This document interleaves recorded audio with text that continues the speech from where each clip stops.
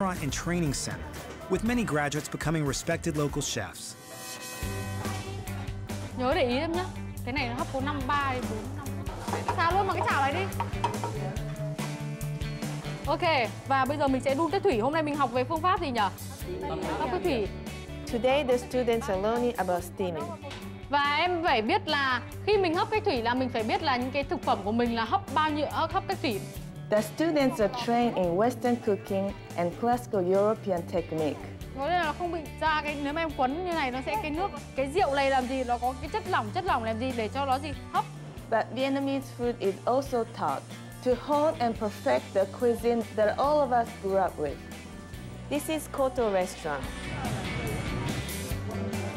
All the kids that work here are either current or former students of Koto. It's a popular restaurant in Hanoi with some of the best food in the city.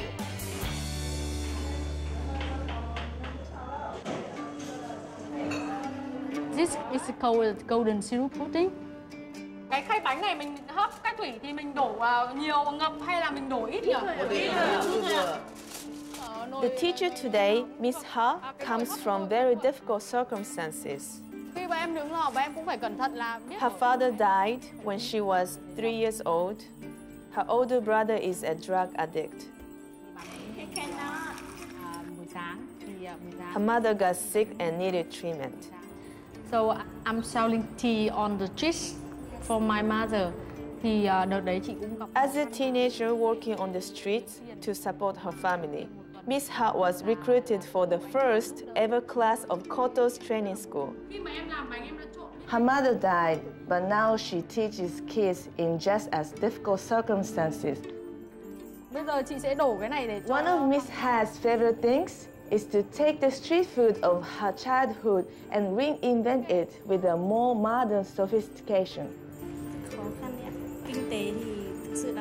Miss Nhum's family were rice farmers. They were so poor that her parents had to give her, her brother, and sister up for adoption.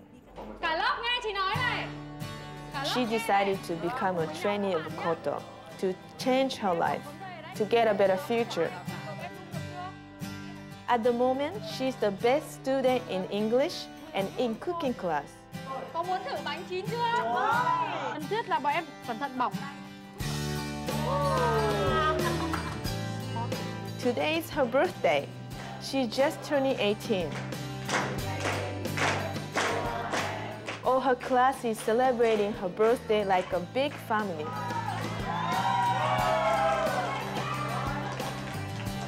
She would like to be a famous cook in the future and then come back to teach at Koto as Miss Ha has done.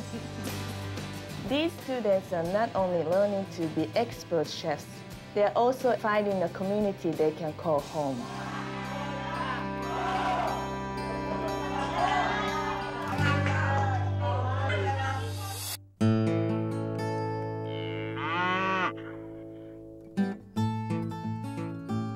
Hardwick is the gateway to the Northeast Kingdom. It's an area that's known for long, harsh winters and bucolic summers, beautiful, beautiful long summers.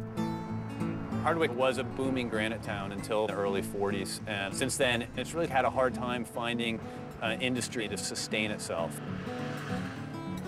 What's happened in the last few years is that there have been a number of food-based, ag-based businesses have located in the area, bringing with them a lot of really youthful energy and a lot of outside-the-box thinking. When I first started thinking about what's going on in Hardwick, I started thinking of this is the town that food is going to save. My name is Ben Hewitt. I'm a writer by trade. I also own and operate a small farm in Vermont. With an unemployment rate 30% higher than the rest of the state, the citizens of Hardwick, Vermont took a revolutionary step. Instead of every man for himself, they brought the collective approach to their town. Local businesses, farmers, and chefs banded together to develop a food infrastructure unlike anything found in North America, one based on cooperation, not competition. From the farm to the dinner table, they've created a sustainable system that's gaining attention for its social and economic benefits. The local foods movement in this country is certainly picking up steam, but I think what's unique about what's going on in Hardwick is that the owners of these businesses are coming together in a way that is collaborative, non-competitive, and supportive. Hey, Tom. Hey, Pete, how's it going? Good. Tom Stearns from High Mowing Seeds is basically relentlessly energetic, relentlessly hopeful, and obsessed is not too strong a word for his passion in furthering his vision for Hardwick. Getting the fourth one up? Yeah, they're fun. Nice. The group of farm-based businesses in our community, we feel that we have the opportunity to create a model for a healthy food system that the rest of this country needs so desperately. What did you call this again? Bonsai Thai, a flowering broccoli. Stephen down at Claire's has been considering using some of this in his kitchen. 13 years ago, when I first moved to this area, I watched the empty storefronts on Hardwick have businesses start in them, 6 months later, leave again. Now, I don't think there's anything empty. Got these 3 different flowering broccolis for you to try. Thank you, sir. All of the individual businesses in our area have been thriving and doing really well on their own. But together, we are reaching new heights that we haven't been able to reach before. Wow, looks good. One of the terms that's sort of been evolving the last few years is food web. Any food web begins at the soil and begins with compost.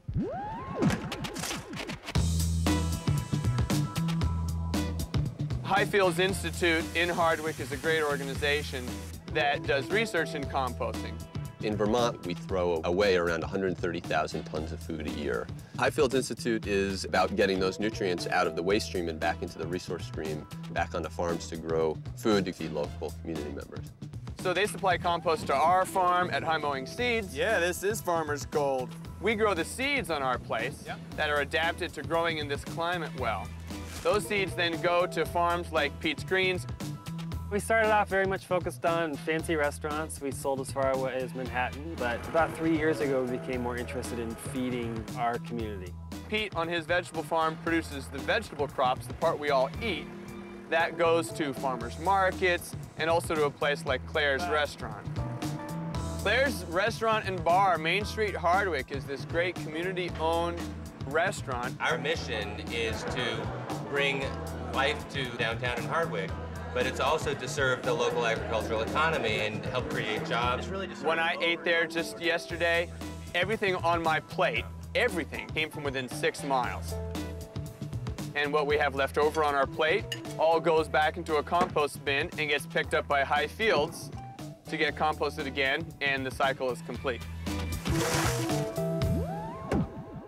Why this is important to me is because I feel like we have gotten out of balance on this planet with how we live based on this false premise that we are in a world of unlimited resources. Here's this system that's totally dependent on a steady flow of cheap fossil fuels. Big, huge industrial farmers can't get that. They're not planting their fields, and you're not getting fed. This is how we do our taste test, try to find out what the best romaine is. Back in the 20s, there were 40 million farmers in the United States. There are less than 2 million now. We have created a food system that is so large that we've become totally disconnected from it. Doesn't it make sense for us to take back control of the thing that is most essential for our survival? We've got enough seed to grow food for a lot of people. Yeah, very foundation of civilization right there in Tom's hands. It is. I originally conceived this story as sort of the town that food saved. But as I got more into what's going on here, I started to realize that possibly this is the town that's going to save food. And if you take that one step further, you start to realize that it could be the town that's going to save us. Later, we find out how award-winning cheeses at Jasper Hill are helping the Hardwick community. But first, in the kitchen, locally sourced ingredients turn everyday grilled cheese into something extraordinary. Hi, I'm Ruth Reichel, Editor-in-Chief of Gourmet Magazine, and today I'm going to show you how to make the ultimate grilled cheese sandwich. We've all had the grilled cheese sandwich that has the industrial cheese melted on top of it. And this is a really simple way to prove that when you use really good cheddar cheese that was handmade down the road and really good bread that was baked by